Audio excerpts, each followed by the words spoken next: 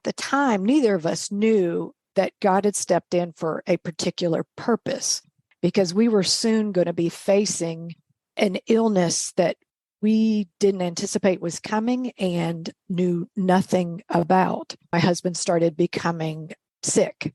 He started having problems that completely seemed unrelated. He had some trouble walking. He had trouble with some of his muscles, and it didn't seem like any of the different problems that he was having were related in any way. So we didn't give it much thought until we were getting to the point where he was starting to have trouble walking so significantly that he actually needed a walker.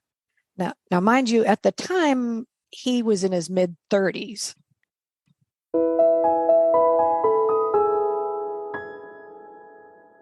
Welcome to Linda's Corner. My name is Linda Bjork, and today we're going to be talking about the challenges of being a caregiver. I'm delighted to welcome Kim Bohannon. Kim is a mom, business professional, volunteer, caregiver, and the author of The Beautiful Destruction of My Life. And I'll include a link to her book in the show notes. Welcome, Kim. I'm so glad that you could join with me today. Thank you, Linda. I'm excited to be here. Thank you. And you are this amazing business professional with this incredible resume, but there's one job that you never applied for, and that is being a caregiver of a disabled veteran. And so would you be willing to kind of share your story and why this matters to you? Sure. So as you mentioned, it was a journey I never wanted to take. But my story starts out a little bit unique in that at the beginning of our journey, my husband and I were facing a divorce. We were at a point in our marriage. We'd been married more than 20 years. We both had busy careers, had kids, and we had just grown apart. We hadn't put the work in to make sure that our marriage was solid, and we were facing a divorce, and fate intervened. Right at the point that we had decided, okay, we've accepted this, we've grown apart, and we didn't really have an interest in working on our marriage, God stepped in and allowed us to rekindle our hearts and gave us an opportunity to rebuild our marriage. But to me, at the time, neither of us knew that God had stepped in for a particular purpose, because we were soon going to be facing an illness that we didn't anticipate was coming and knew nothing about. So after about a 6-month period of counseling, we were very fortunate to find a good Christian counselor that really helped us rebuild our lives and rebuild our marriage. And literally, right about the point we finished that was the time that my husband started becoming sick. He started having problems that completely seemed unrelated. He had some trouble walking. He had trouble with some of his muscles, and it didn't seem like any of the different problems that he was having were related in any way. So we didn't give it much thought until we were getting to the point where he was starting to have trouble walking so significantly that he actually needed a walker. Now, mind you, at the time, he was in his mid-30s. So when you're in your mid-30s, you're not anticipating that, and prior to this, so in addition to working a full-time job, he farmed. We used to ride motorcycles. He loved riding motorcycles. We had a very active life. And what seemed like out of the blue, these symptoms started happening. So we ended up on a healthcare journey. So that was trying to discover what this mystery illness was. So I'm going to add another layer into my story. He was also a veteran. He had spent 15 years in the U.S. Navy, and part of that time was during Operation Desert Storm on board a aircraft carrier, working in the engineering department. And that's significant because during that time, he had heavy exposure to some particular toxic chemicals. So we kind of had this year of our marriage was falling apart. We started rebuilding our marriage. And then just as that happened, his health was falling apart. And we started on this journey of trying to find out what was going on with his health. So, and on top of that, we'll add in one more. That particular year, I changed jobs. So of course. Yeah, because it's never a good idea to suffer one trauma at a time. You got to layer them all in on top of that. So I had been with a company for about 15 years. Absolutely loved my job, just my absolute favorite job. But but I traveled quite a bit with this company. We had kids that were 10 and 12 at the time, and when he started getting sick, it was starting to look like he would probably need some assistance at home, and that he might not be able to work. So I changed jobs. I got a job local that didn't require any travel. However, I had to take a pay cut and a seniority cut. So I went from being super happy in a job that I loved to a job that I didn't love at the time quite as much because I had to take a pay cut and a seniority cut. But I was local. And, add in it again, at the same time, we're trying to rebuild our marriage. His health is declining. All of these things were happening. But what I learned that year is that God had a purpose for us and for our lives. And he was doing a work on us that we did not know. So the journey we began that year ultimately ended up being 7 visits to the Mayo Clinic, which for us would be a 2,000-mile round trip visit. So 7 visits to try and figure out what this condition was that he had. So during this time, right when we first started going to the Mayo Clinic, my husband ended up getting to a point where he could no longer work. So he was having trouble with muscle atrophy, where his legs didn't work the way that they used to. His hands just didn't work the way that they used to. And he wasn't able to go to work. So he had to quit his job.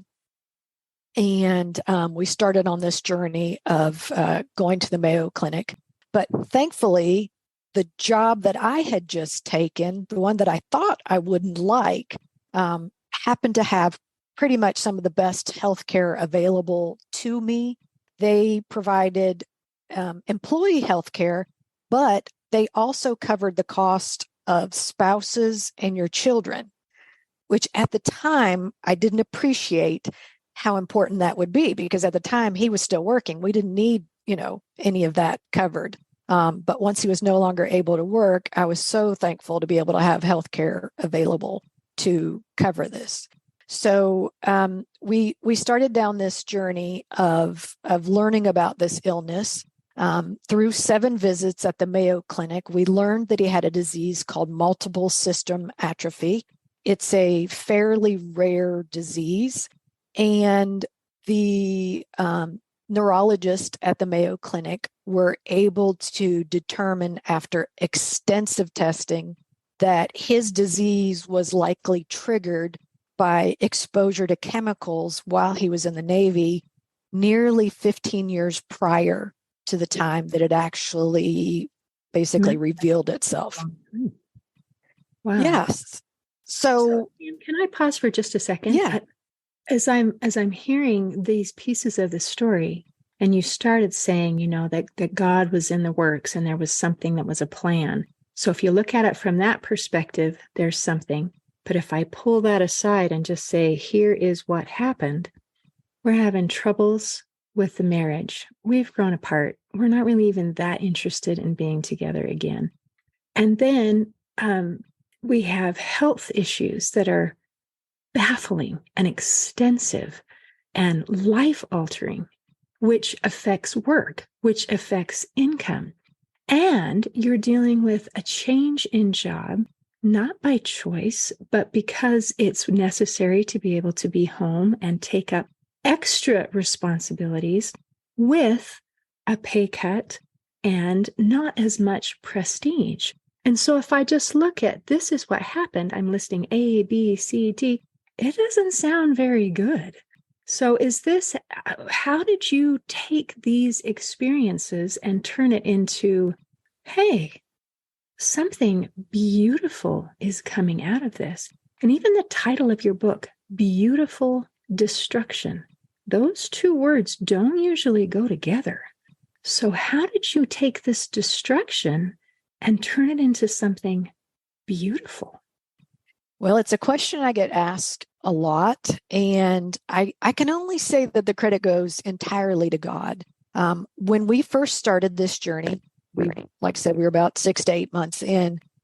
My husband and I made a conscious decision that we would not question what was going to happen, because I think that's a common response. Like, why me, God? Why would you put me in this situation? Why would you make all of these things happen to us? But we just recognized very quickly on that we could look at this. We could either get bitter, which was very easy to do, or we could use this experience as a way to get better. And we just said, we're going to take this and we're going to look for the beautiful parts to every piece of this. And I'm telling you, I was shocked. For every, what I would say, bad thing that somebody could look at and say, oh, that's terrible, God revealed a gift on the other side of it. Like every single piece of thing. Let me give you one small example. So our first trip to the Mayo Clinic, 2,000 miles. So we already know I've taken a pay cut. My husband is getting ready. He's at the point where he's going to have to stop working. We were not these people that planned ahead and had plenty of savings built up. And, he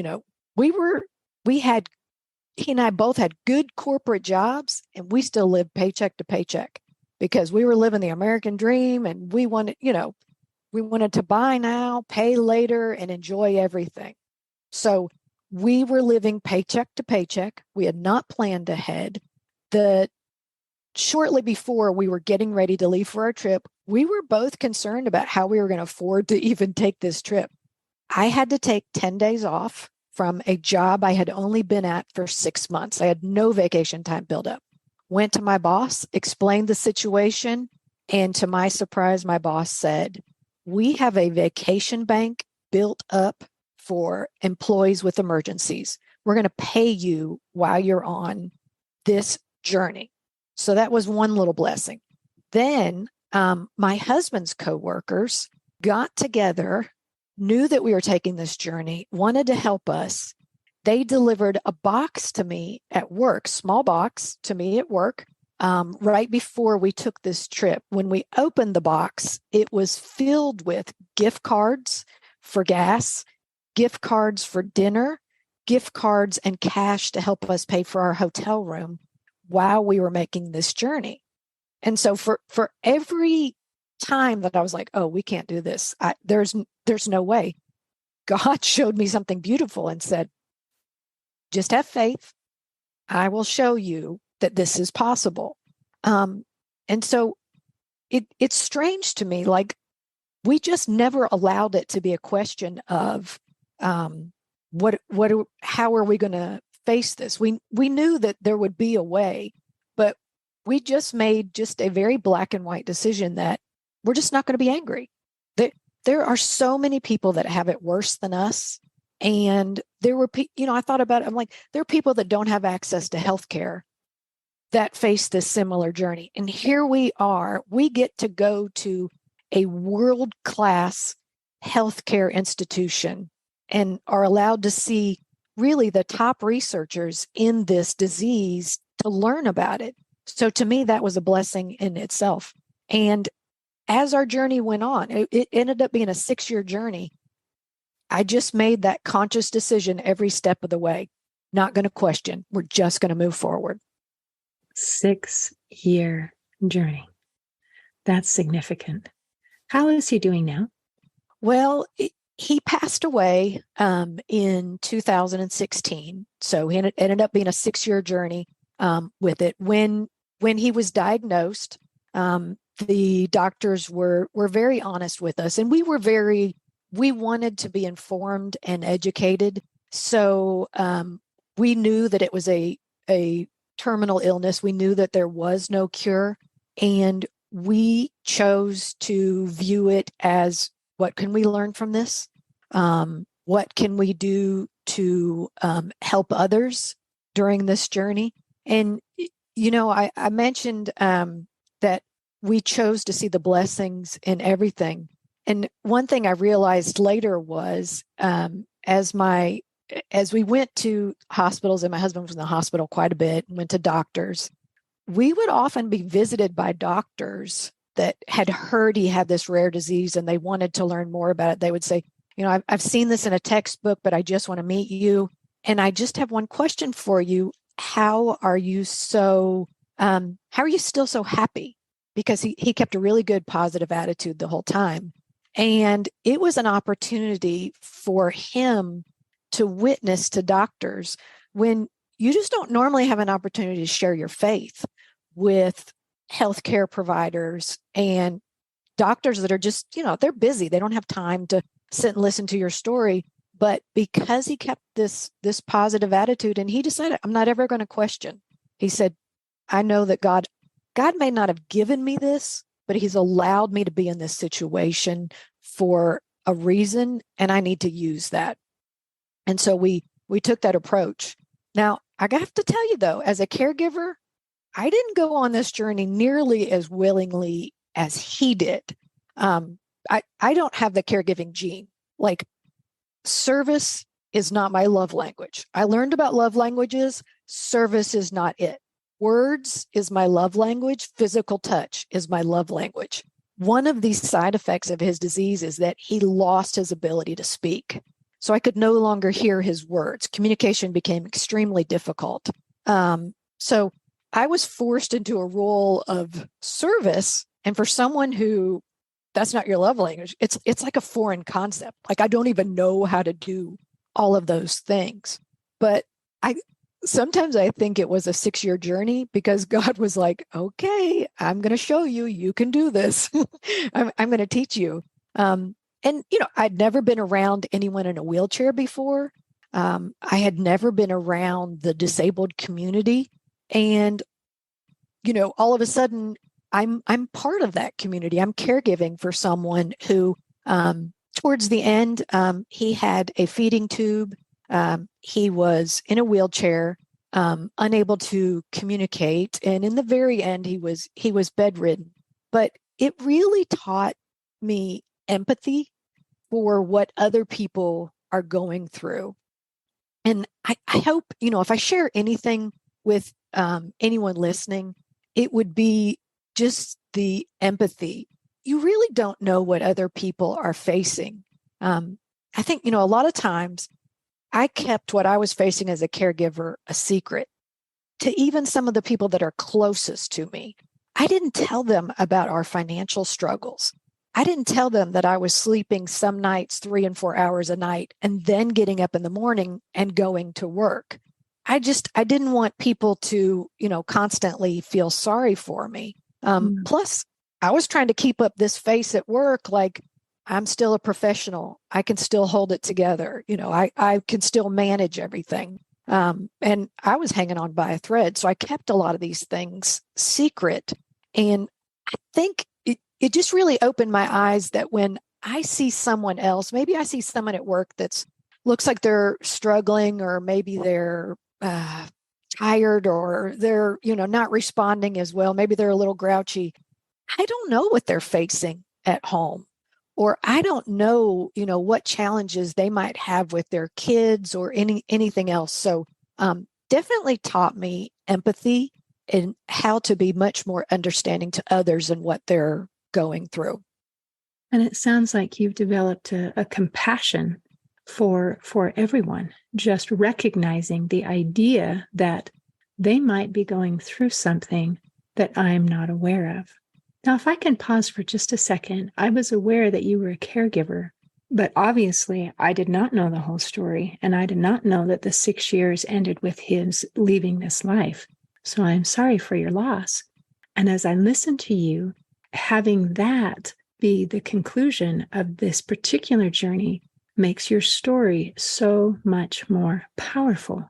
It's not, we spent 6 years and then we found the solution and now everything is all better and my life is rosy and everything is okay.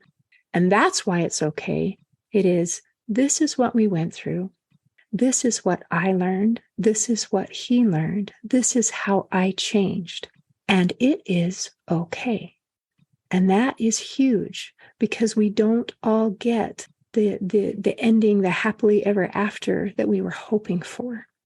And to have someone share their story who does not have that desired end and still finds the joy, the meaning, the purpose, the learning, it just makes everything that you say carry so much more weight. It's like, it is okay. I am okay. And that is just such an important lesson. And I thank you as now we're talking into some of the challenges of caregiving. I have some friends and neighbors and family who are in the position of caregiver, and it's long term, and it affects everything. And they carry a burden that most people are not aware of. They see the person who has the cancer or has the disease or the whatever, and there's a lot of compassion for the person who is suffering in that hospital bed. And yet the person who is the caregiver is also carrying a very large burden that not everyone is aware of, because it's not that physical, I see that you're in a hospital bed, I see that you're in a wheelchair, I see whatever.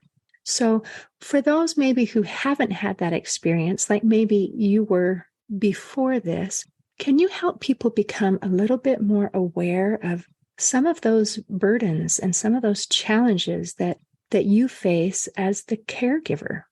Yeah, and I appreciate you bringing that point out. I often share with people that for caregivers, and I can only speak for my own journey because everyone's is so unique, but for caregivers, it often feels like you're one person living a life for two people. And an example of that, this is just a little story that always made me laugh. We still tried to get out and do a lot of things, and we would always on Sunday mornings get ready for church, and then I would take him to church. But getting ready for church meant I got him out of bed, I got him dressed, I helped him in the bathroom, I would help get whatever medicines were ready, and take care of everything. And he and I always had kind of like this secret little code between us that we would never allow the other person to wear sweatpants in public. And so this carried on even when he was in a wheelchair. At that point, I was like, can we just use like some kind of pants that are easy to pull on? He insisted on wearing his favorite Levi jeans.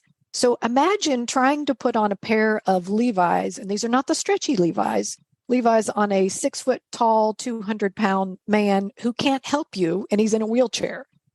So needless to say, the journey to get to church was usually several hours long. Then remember, I'm getting him in the wheelchair, getting the wheelchair into the car, loading it up, unloading it, getting it to church. So anyway, we do all that. And I've got about 5 minutes left for me to get dressed.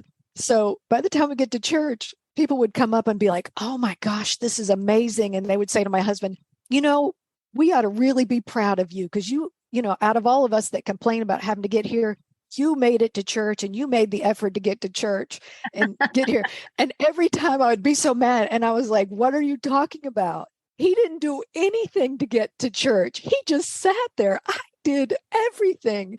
I wanted one person just to say, wow, Kim, thank you for all that you do. Thank you for doing all of this. And I know that he appreciated it, but I often felt like I was kind of the silent victim.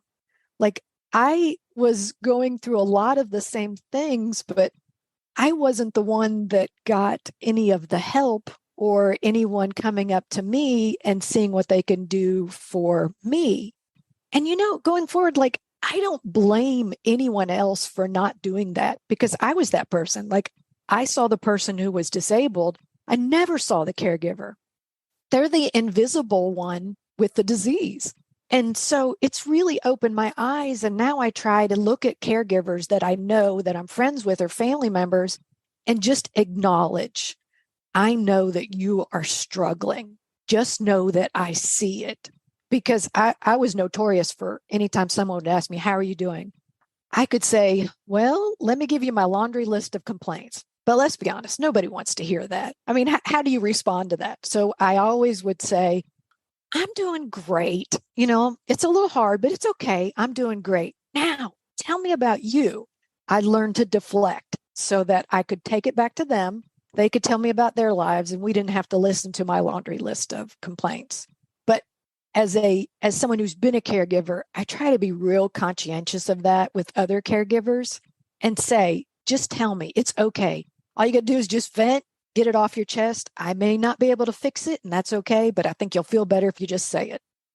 Wow. So is that the advice then? If you're talking to a caregiver and they give a response like you did of, I'm doing great, things are hard, but I'm okay. How about you? Would you then suggest that we ask maybe one more time and say, it is okay if you tell me I can handle it being uncomfortable and that I know things are hard for you. I see you.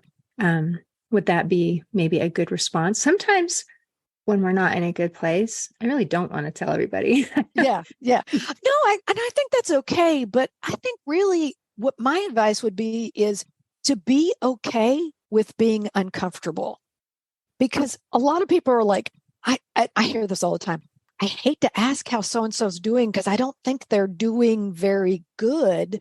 It's like, I'm completely okay having every uncomfortable conversation. I've had all of them. So anything anybody asks me now, I'm going to be like, it's really no big deal.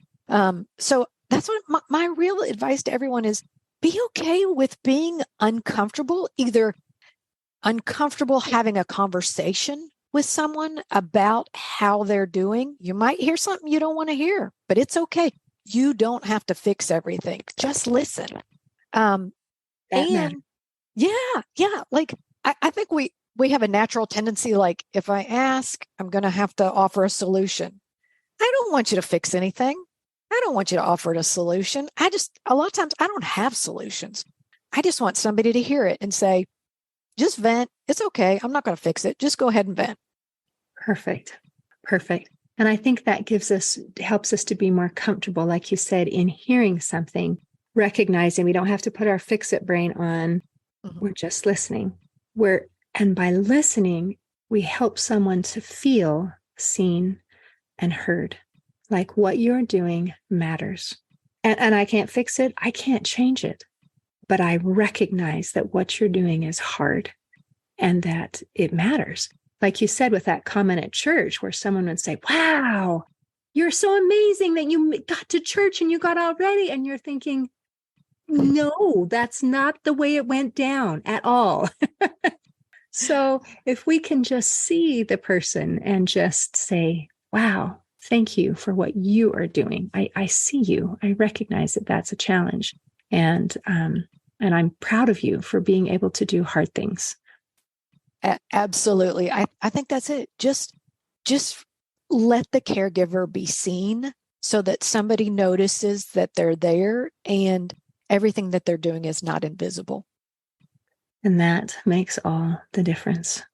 Well, thank you. Thank you for sharing that. Now, is it okay if we just go quickly? This is a huge topic. You are so amazing. And it's so interesting that you said, my natural tendency is not service. I just want to go to work and do good. And yet you are all about service and doing good things. And not only are you just a spokesperson for caregivers, but you're also a spokesperson for the elderly and helping to make sure that they are not taken advantage of financially, which unfortunately happens all the time. So can you tell us just a little bit about that one? Sure. So I became involved in that through work. One of the things that I do is investigate financial crimes. And I just happened to come across a case where a elderly person had been the victim of about $500,000 in elder financial exploitation. And it opened my eyes to the fact that this crime was occurring. But at the same time, I had just kind of come to my caregiving journey and recognized how difficult it was for persons who were elderly or didn't understand the financial system or didn't have an advocate for them in the disabled community. So, at the time, my husband couldn't speak. So he could easily become a victim of financial exploitation. And based on that, it just really hit home to me. And I have worked throughout my journey to educate financial institution employees on how to recognize elder financial exploitation and how to report it and how to stop it, but have also worked with law enforcement and community leaders to kind of bridge that gap between their role in financial exploitation and how to stop it, and how to work with financial institution employees on how to recognize it, where to report it. It's still a huge issue in the United States. More than, the estimates say more than $3 billion. I think that's wholly underreported based on my experience in working in the area. But there's billions of dollars in elder financial exploitation that occurs every year in the United States. And so we are working to identify it, but also, most importantly, to be able to educate employees and put a stop to it. Right. And I appreciate that you're educating employees because, like you said, sometimes being the elderly would be not unlike a person who can't speak. When your husband was in that situation, where it is more realistic to be able to educate the employees, the bank workers, our financial institution people, than it is to try to reach out to the elderly and help them to understand. Not that we don't want to do both, but right.